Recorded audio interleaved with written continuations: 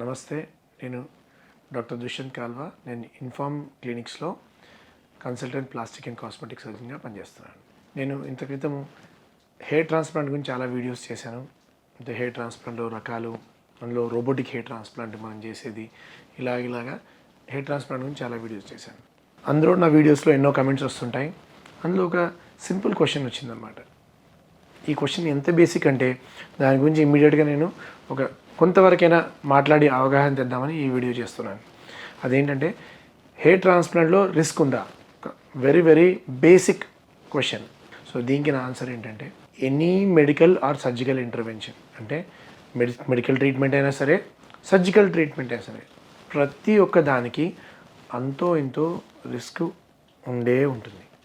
పూర్తిగా zero risk అనేది మనం ఎవరు చెప్తారంటే, మీకు స్కామ్స్టర్స్, అంటే ఇది రుద్దుకోండి అని పోతాయి, మీకు కొవ్వు పొగలాగా మారిపోయి వెళ్ళిపోతుంది, లేకపోతే ఏదైనా రుద్దుకుంటే ఇలా పెరిగిపోతాయి, ఇవన్నీ చెప్పేవాళ్ళు తప్ప ఏ డాక్టర్ కూడా, క్వాలిఫైడ్ డాక్టర్ కూడా పూర్తిగా రిస్క్ లేదు ఈ ప్రొసీజర్కి అని ఎవరు చెప్పలేరు. ఎందుకంటే ప్రతి ఒక్క జెన్యూన్ ట్రీట్మెంట్కి ఎంతో అంత రిస్క్ ఉంటుంది. అయితే ఈ క్వశ్చన్ అడిగిన వాళ్ళు ఎలా అడగాల్సి ఉంటుందంటే, హెయిర్ ట్రాన్స్ప్లాంట్ చేయించుకుంటే ఎంత రిస్క్ ఉంటుంది అనేది మనం తెలుసుకోవాలన్నమాట. అది కరెక్ట్ అయిన basic question. So coming to that point, ఇప్పుడు హెయిర్ ట్రాన్స్ప్లాంట్కి ఎంత రిస్క్ ఉంటుంది?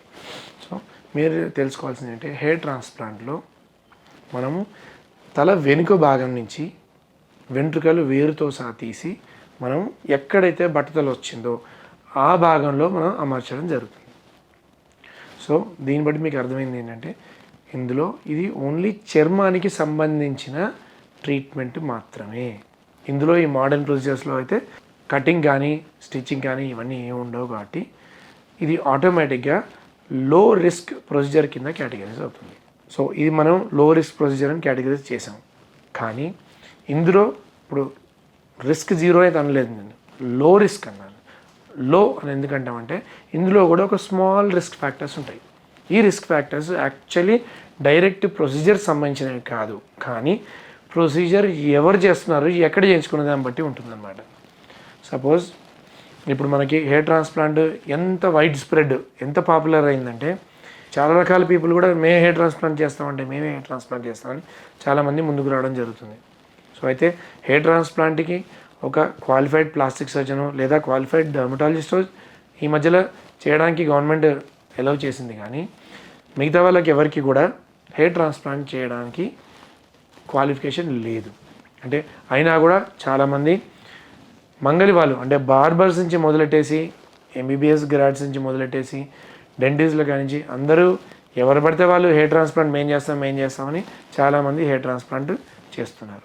అయితే ఇటువంటి ప్లేస్లో అన్క్వాలిఫైడ్ పీపుల్ రన్ చేసే ప్లేస్లోకి వెళ్ళి వాళ్ళకి అసలు ఆపరేషన్ థియేటర్ క్లెన్లీనెస్, లేకపోతే స్టెరిలైజేషన్ టెక్నిక్స్, ఒక పద్ధతులు నేర్చుకొని వాళ్ళ దగ్గర మనం పోయి హెయిర్ ట్రాన్స్ప్లాంట్ చేయించుకుంటే మాత్రం కొంతవరకు రిస్క్ ఉంటుంది.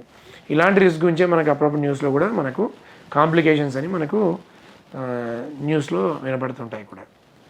బట్ అదర్వైజ్ ఒక క్వాలిఫైడ్ డాక్టర్ దగ్గర, ఒక క్వాలిఫైడ్ సెంటర్లో, ఒక ప్రాపర్ ఆపరేషన్ థియేటర్లో హెయిర్ ట్రాన్స్ప్లాంట్ చేయించుకున్నట్టయితే రిస్క్ అనేది చాలా చాలా నెగ్లిజిబుల్గా ఉంటుందన్నమాట. సో నేను ఈ ఇన్ఫర్మేషన్ మీకు చాలా యూస్ఫుల్గా ఉంటుందని ఆశిస్తూ థ్యాంక్ యూ.